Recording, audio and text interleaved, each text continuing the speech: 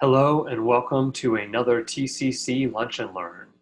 These are part of our Core Contribute series in which we are doing our best to give back and say thank you to all of the wonderful partners who have made our lives so rich over the last 6 years. I'm Isaac Wells and I work with the Core Collaborative, and this is part of a brief series called Moments of Mindfulness. Today we're going to think through a meditation on reflecting like still water. So these meditations are based on the teachings of Thich Nhat Hanh and come from the book Touching Peace, one of my favorite books and has been an important part of my life for about 20 years.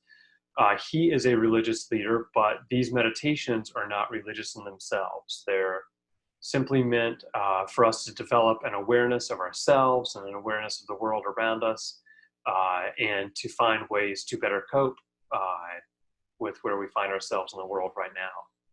We began with the idea of awareness of the breath. That can help us to bring ourselves out of our mind and back into our bodies, which is a very centering feeling, and can help us just to be aware of how we're feeling. For each of these, we have a longer phrase, and then we have an abbreviation, just in, out. Next, we looked at this one, envisioning ourselves as a flower so that we can have this sense of freshness, and how perfect that it's spring, at least here in North Carolina, and things are blooming. And again, we abbreviate this just to think flower as we breathe in and fresh as we breathe out. And in a previous section, I shared that I usually find myself smiling when I breathe out and think that freshness.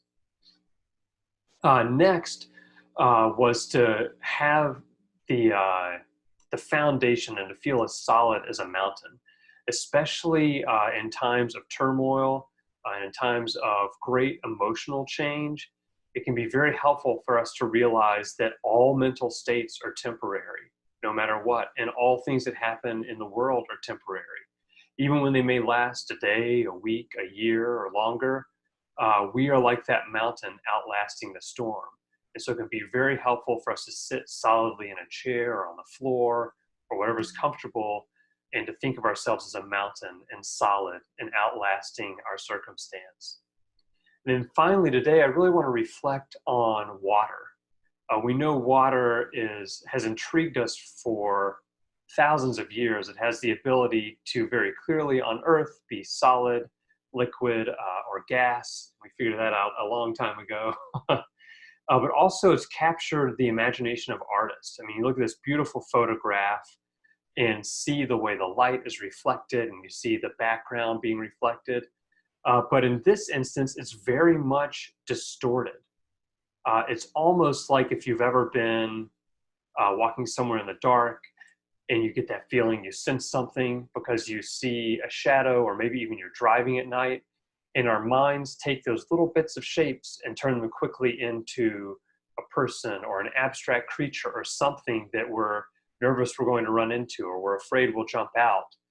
And even though cognitively we're completely aware that there's no wolf in the closet, so in that moment our vision of reality is distorted.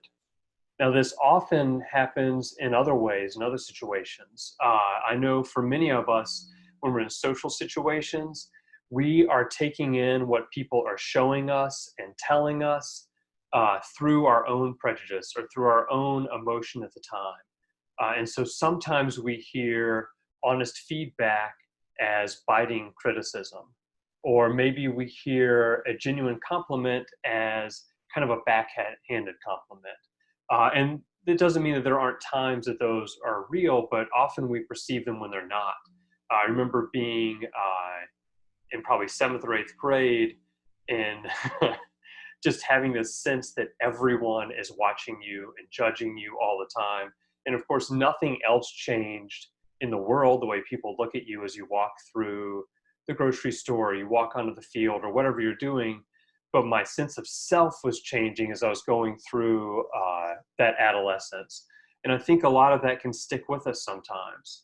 So it's important for us to reflect on what it means to be still water. So you see in this image how beautifully reflected the mountains and the trees and everything is. Yes, it's slightly different than the actual photograph above, but beautifully matched.